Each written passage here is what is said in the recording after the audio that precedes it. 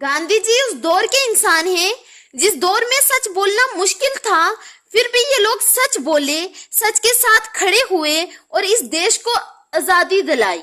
और जो आजादी हमको मिली है उस आजादी को हम लोग जी रहे हैं।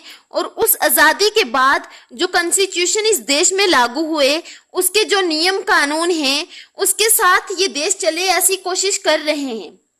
और उस कॉन्स्टिट्यूशन के जो अधिकार हैं उनमें से एक अधिकार ये भी है कि हम सच के साथ खड़े होंगे। लेकिन आज क्या सच बोलना, सच सुनना, सच कहना इतना आसान है क्या? ये क्वेश्चन हमारे सामने है। आज हम गांधी जी को याद कर रहे हैं। अगर गांधी जी हमारे बीच होते तो वो क्या कहते? उस वक्त तो उन्होंने कहा था कि बुरा मत देखो, बुरा मत बोलो, बुरा मत सुनो। लेकिन आज गांधी जी हमारे बीच होते तो वो क्या कहते? बुरा मत वॉच करो, बुरा मत लाइक करो, बुरा मत शेयर करो। यही कह रहे होते ना। आज झूठ के सहारे सच को दबाया जाता है। ये बात सुनकर आपको भी बुरा लगेगा कि गांधी जी को दबाने की काम सिर्फ उन लोगों ने नहीं किया जो गांधी जी के खिलाफ थे, बल्कि उन लोगों ने भी किया जो उनके साथ थे। क्या राइट, क्या लेफ्ट, क्या सेंटर, तीनों ने मिलकर गांधी जी को दबाने का काम किया। वो कैसे दबाने का काम किया उसकी एग्जाम्पल मैं आपको बताती हूँ। जब आप दलीलों के बीच जाएंगे और इन जनरल नौजवानों के बीच जाएंगे तो ये बात बहुत पॉपुलर है कि गांधी जी भगत सिंह के खिलाफ थे। ये जो पॉपुलर बात है ये सच नहीं है, ये झूठ की परछाई है। ये बात इतनी गहराई से झूठ बोली गई है कि सच का सूरज भी छुपा हुआ नजर आता है। और एक बात ये भी कि अगर गांधी जी चाहते तो भगत सिंह की फांसी रुक जाती। ये बात झूठ है, ये अपने आप में बहुत बड़ा झूठ है जो पॉपुलर तरीके से बोला गया है। इसका पता तब चला कि जब गांधी जी का एक खत जो गांधी जी ने इरविन को लिखा था, उसकी एक कॉपी हरियाणा के पानीपत के छोटे से कॉलेज में मिला।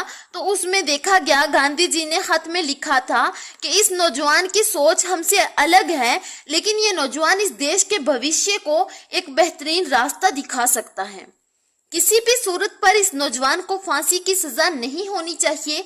गांधी जी के कहने के बावजूद भी भगत सिंह को फांसी दी गई, लेकिन ये बात पॉपुलर की गई ताकि गांधी जी की विचारधारा को दबाया जा सके।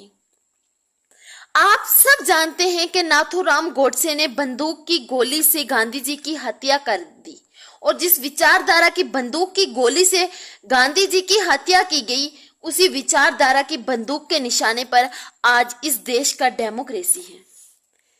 ये जो हमारी हिस्ट्री है, इस हिस्ट्री पर बार बार पर्दा डालने की कोशिश की जाती है। और इसलिए जब हम 2 अक्टूबर को गांधी जी के जन्मदिन पर उनको याद करते हैं तो गांधी जी को सिर्फ उनके स्वच्छता के प्रोग्राम के साथ, उनके चश्मे के साथ सीमित कर देने की साजिश चल रही है।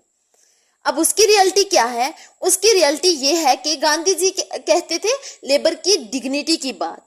और लेबर की डिग्निटी की बात जब हम करते हैं, आपने कोई ऐसी तस्वीर देखी है जिसमें गांधी जी अपना बाथरूम खुद साफ कर रहे होते हों उसने, या कोई ऐसी तस्वीर जिसमें वो सफाई कर रहे हों?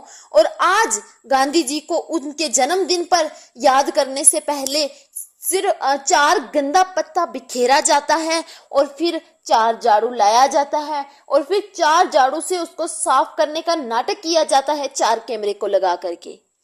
गांधी जी अपना बाथरूम खुद साफ करते थे, बिना कैमरे के कोई फोटो नहीं खिंचवाते थे।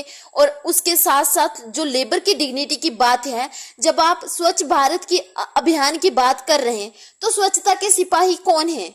तो स्वच्छता के सिपाही ये बड़े बड़े लोग नहीं हैं जो कैमरे के सामने झाड़ू चला रहे हो।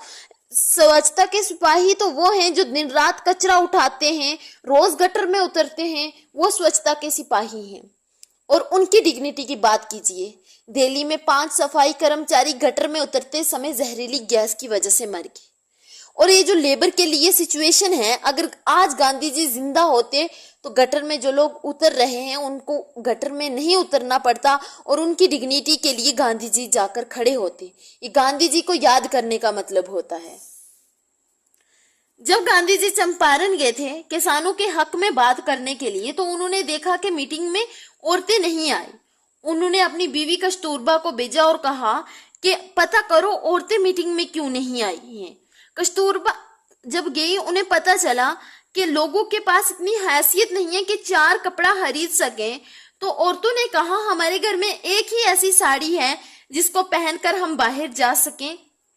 तो हम 4 औरतें हैं, हमने तय किया कि कोई एक ही क्यों जाए, इसलिए हम चारों नहीं आए। इसको कहते हैं यूनिटी। ये बात जब गांधी जी को पता चली तो उन्होंने तय किया कि हम कभी सूट बूट पहनकर जनता के बीच नहीं जाएंगे। लेकिन आज क्या है, जिनके पास सूट नहीं है वो इसीलिए सरकार में आए ताकि अच्छा सूट बूट मिल सके। इस फर्क को समझने की जरूरत है। हर पीला चीज जो है वो सोना नहीं होती और हर गुजराती गांधी नहीं होता। इस बात को समझने की जरूरत है।